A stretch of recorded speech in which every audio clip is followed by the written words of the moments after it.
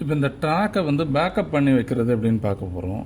இப்போ எதுனா உங்கள் டேபோ மொபைலோ ஏதாவது கம்ப்ளைண்ட் ஆகி தண்ணியில் விழுந்து ரிப்பேர் ஆச்சு கலைஞ்சு போச்சுனாலும் உங்கள் இதை எடுக்கிறதுக்காக தான் அந்த பேக்கப் பண்ணணும். நீங்கள் எடுத்து பேக்கப் பண்ணலைன்னா உங்கள் டேட்டாஸ் எல்லாமே அழிஞ்சு போயிடும், தொலைஞ்சிரும்.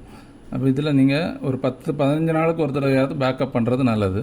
இதில் இந்த அம்புக்குறியில் போய் இதில் பார்த்தீங்கன்னா பேக்கப் தான் இருக்குது. இதை தட்டினீங்கன்னா அது பேக்கப் பண்ணணுமான்னு கேட்கும், எஸ் கொடுக்கும். இப்போ இதில் ஸ்டோன்ஸ் வந்து எவ்வளோ இருக்குது, ட்ராக் எவ்வளோ இருக்குது, இதில் உங்கள் ட்ராக் எத்தனை இருக்குது, நீங்கள் டவுன்லோட் பண்ண ட்ராக் அது 4560 ட்ராக் இருக்குது.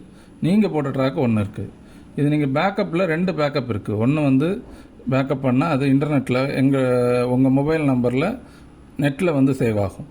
இன்னொரு பேக்கப் இது வந்து நீங்கள் உங்கள் ஃபோன் மெமரியில் இல்லை ஒரு மெமரி கார்டு போட்டு அதுலேயும் பேக்கப் பண்ணி வச்சுக்கலாம். இப்போ நான் இந்த பேக்கப் கொடுக்குறேன்.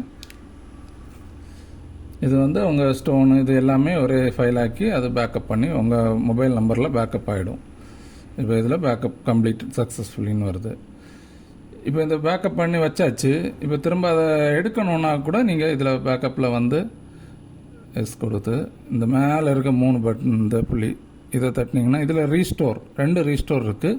ஒன்று நெட்டிலேருந்து ரீஸ்டோர் ஆகிறது, இன்னொன்று நீங்கள் மெமரி கார்டில் சேவ் பண்ணி வச்சுருந்தீங்கன்னா அதுலேருந்து ரீஸ்டோர் ஆகிறது. இப்போ நான் நெட்டில் உள்ள ரீஸ்டோர் கொடுக்குறேன். அப்போ நீங்கள் லாஸ்ட்டாக எப்போ பேக்கப் பண்ணி வச்சிங்கன்னு அந்த இது இதில் இருக்கும். இதை தட்டினீங்கன்னா அது டவுன்லோட் ஆகும். இப்போ உங்களுக்கு இவ்வளோ ஸ்டோனு இவ்வளோ ட்ராக்கு, இதை இம்போர்ட் ஸ்டோன் கொடுத்தீங்கன்னா அந்த பழைய ஸ்டோன்ஸ் எல்லாமே உங்களுக்கு இங்கே லோட் ஆகிடும். இம்போர்ட் ட்ராக்னாலும் உங்கள் ட்ராக் எல்லாமே லோட் ஆகி வந்துடும்.